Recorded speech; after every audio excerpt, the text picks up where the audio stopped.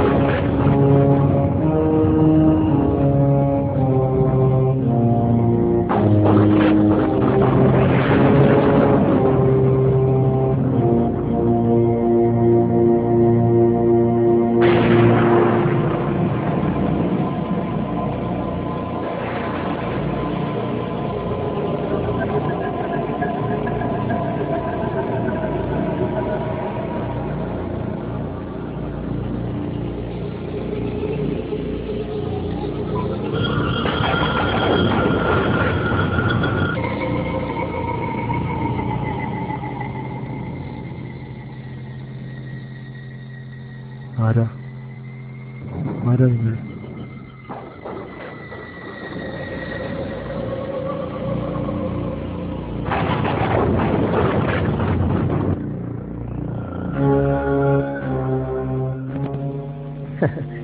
ഞാനൊരു വഴിപോക്കനാ.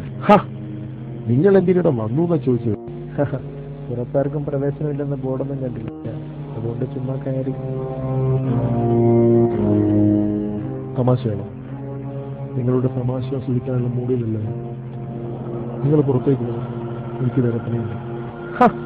ഒന്ന് ക്ഷമിക്കാൻ എന്റെ സുഹൃത്തെ. അല്ല, നിങ്ങൾ ഷേവിങ്ങിനുള്ള പുറപ്പാടാണെന്ന് തോന്നുന്നു.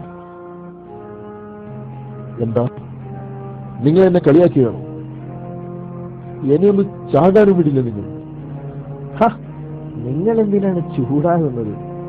നിങ്ങളൊന്ന് സൂക്ഷിച്ചു നോക്കി, എങ്കിൽ നിങ്ങൾക്ക് നിങ്ങളെ തന്നെ കാണാൻ കഴിയും. സുഹൃത്തെ, ചാകാൻ എളുപ്പമാണ്, പക്ഷേ അത് എല്ലാത്തിനും പരിഹാരമാണ്. മരണം കൊണ്ട് ഇവിടെ ഒന്നും പരിഹരിക്കപ്പെടുന്നില്ല. നിങ്ങളുടെ മരണാനന്തരം അച്ഛൻ, അമ്മ, സഹോദരങ്ങൾ, ഇവരുടെയൊക്കെ മാനസികാവസ്ഥയെക്കുറിച്ച് നിങ്ങൾ എന്തെങ്കിലും ആലോചിച്ചിട്ടുണ്ടോ? എനിക്ക് ഈ വാക്കുകളൊന്നും കേൾക്കണ്ട. നിങ്ങൾക്ക് എന്നെ തിരുത്താൻ കഴിയില്ല. നിങ്ങളൊന്ന് ഇറങ്ങിപ്പോവോ? ഉള്ളിന്റെ ഉള്ളിൽ ചെയ്യുന്നത് തെറ്റാണെന്ന ബോധമുള്ളത് കൊണ്ടല്ലേ നിങ്ങൾ ആ വാക്ക് ഉച്ചരിച്ചത്? നിങ്ങൾ മരിച്ചാൽ നാളെ ഇവിടെ സൂര്യൻ ഉദിക്കില്ലെന്ന് നിങ്ങൾ കരുതുന്നുണ്ട്. ആരെങ്കിലും നിങ്ങൾക്ക് വേണ്ടി കരയുമെന്ന് കരുതുന്നില്ല. തെറ്റി സുഹൃത്തെ, നിങ്ങൾക്ക് നിങ്ങളുടെ ലോകത്തിന് പോലും നിങ്ങളോട് പുച്ഛമായിരിക്കും.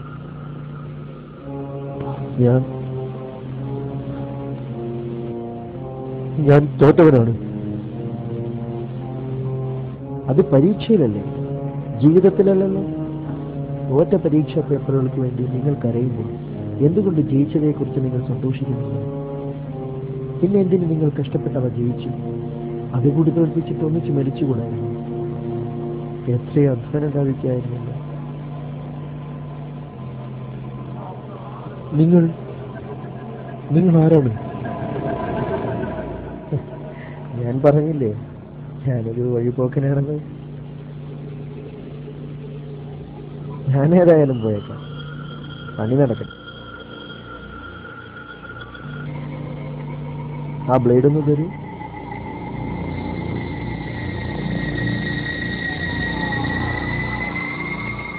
ഇതിന് മൂർച്ച പോരല്ലോ.